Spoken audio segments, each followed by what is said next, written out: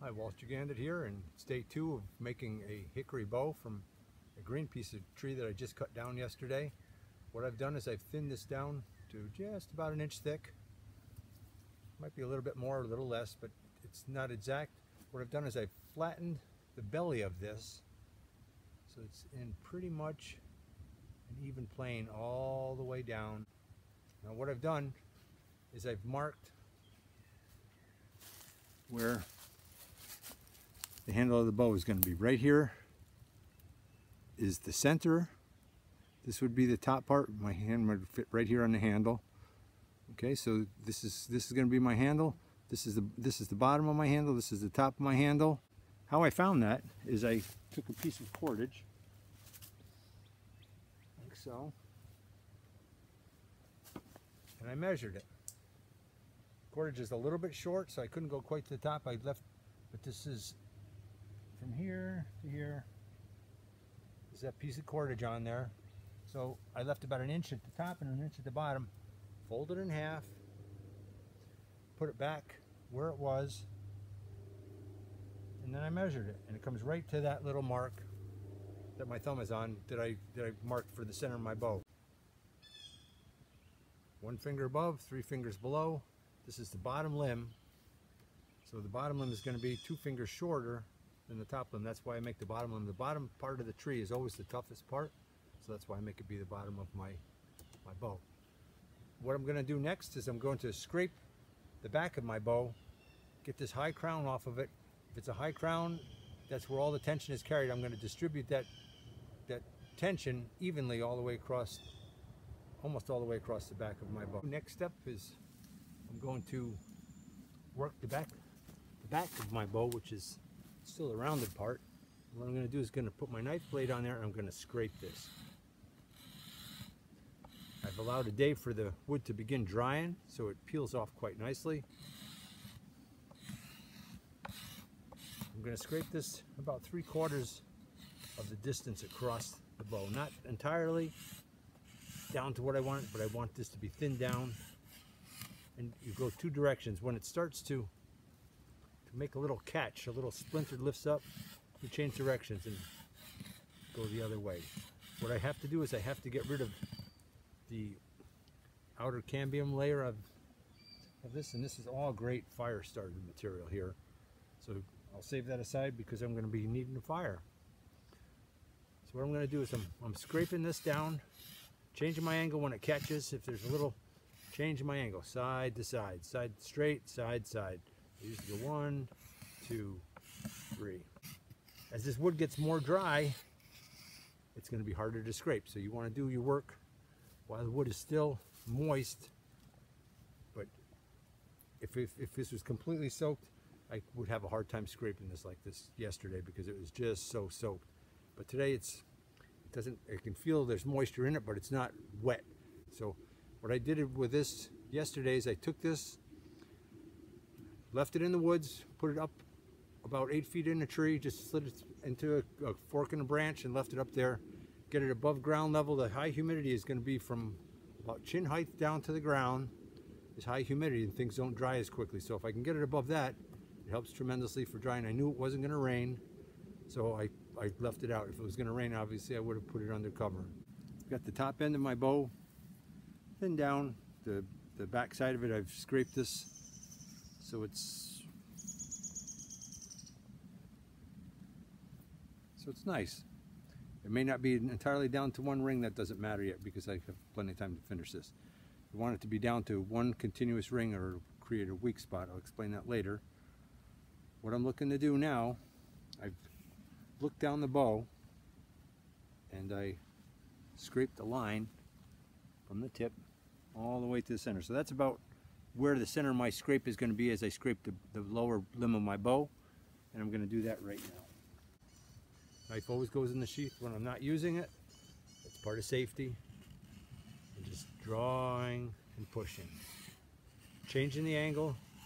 I pull one direction and push the other, and it keeps the chattering to a minimum. If your knife is not sharp enough, you're going to have misery. So it's got to go back to my knife sharpening video, the first one that I did. and review that and sharpen your knife so it is razor sharp. If it's not real sharp, you're gonna have blisters on your hands, so you're not gonna have a good time. If the tool is sharp, you end up with nice long strips, and that's what you're looking for. Pull, push. I'm teaching you how to make a bow with minimal tools. You don't need a draw knife, and you don't need a shaving horse, and you don't need all of these things.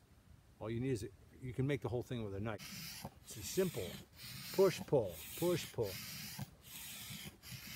There's an old branch from the tree that was down in here. It makes a little chatter over it, so these are spots that you're gonna have to be a little more careful. I try not to have knots in the back of my bow, or no limbs coming out. You can do it.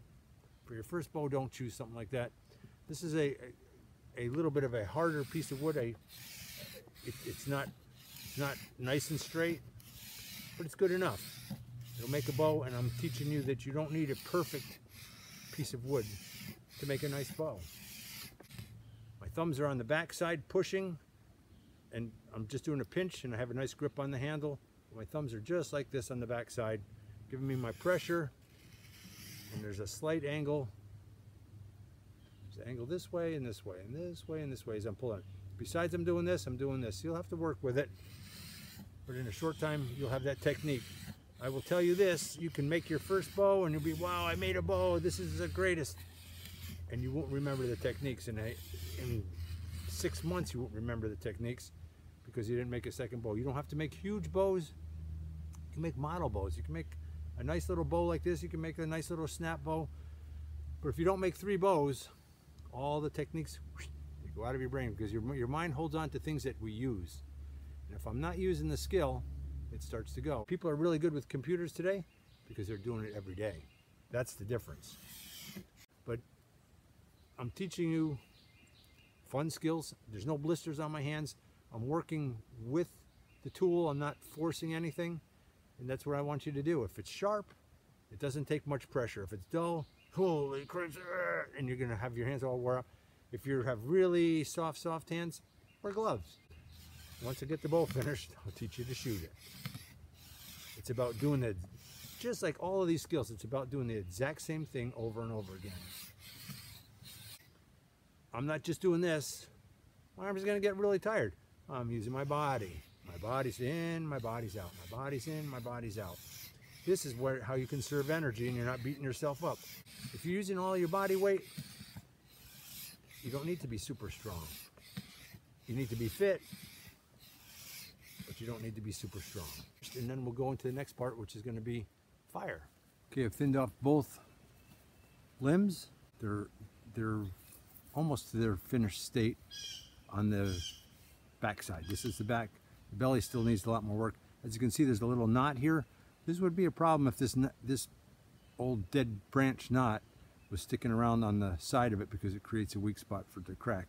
As long as it's in the center part of the limb, it's not much of a problem. For a beginner, I'm just showing you that there's how to work around problems in it. For a beginner, don't choose something that has a knot that close to the edge because you're gonna, if you decide, well, I don't like this little bump that sticks out here, and take it off, then you're bringing it right into that little knot, and your bow's gonna crack. Like I said, this wood was not perfect. There's a knot right here. You had a major damage to it that ran all the way down the side here. I was able to cut all that out and save it, but this was all dead brown, as dark as this. You know, it's just no strength left in it. If I wasn't able to get that out, I would have had to do another shoot. So what I have is a limb that is ready to be dried more. Now I have to do a little bit of trimming on the ends, so I'm going to thin this down a little bit more. And as you can see, the hatch is not going in nearly as deep as it did yesterday because the wood is dry. Just without even using a fire, it has dried a tremendous amount in one day. And I'll just do a little bit more. The little niches are to keep my hatchet from diving in too deep.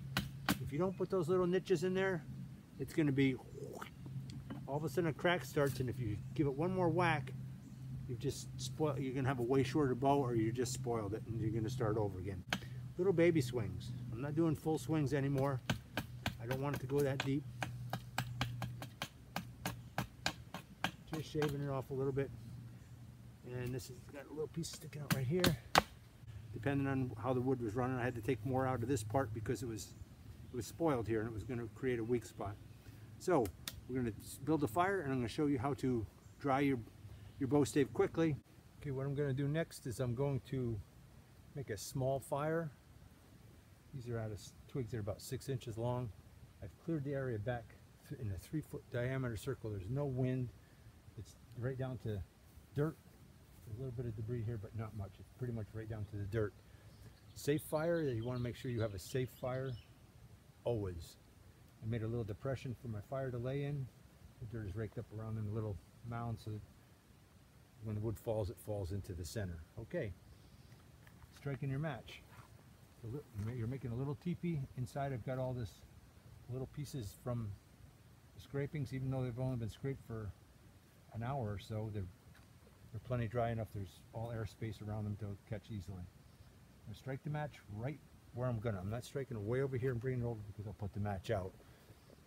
So in order to make sure that everything lights, I'm striking it right here. Things are doing a little bit with some tweaks.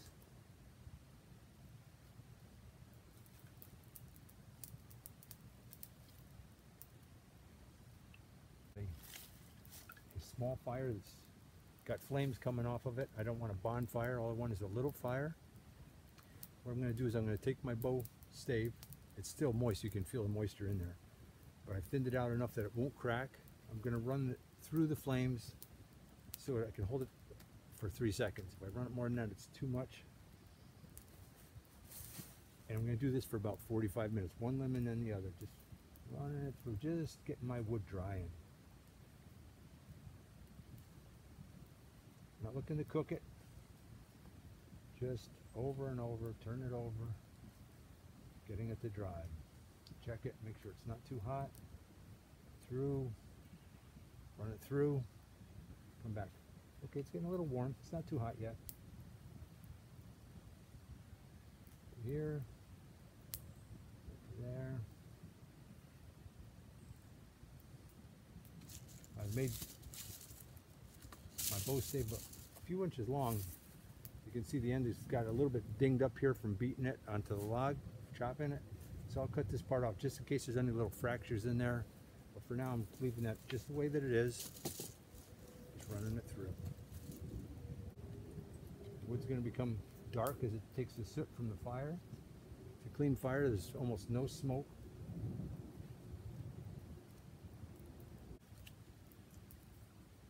Laying them on, I set them down low. If I put my hand up high, that's where all the heat is, and I'm going to just drop them on. I want to have my hand down low where there is little heat.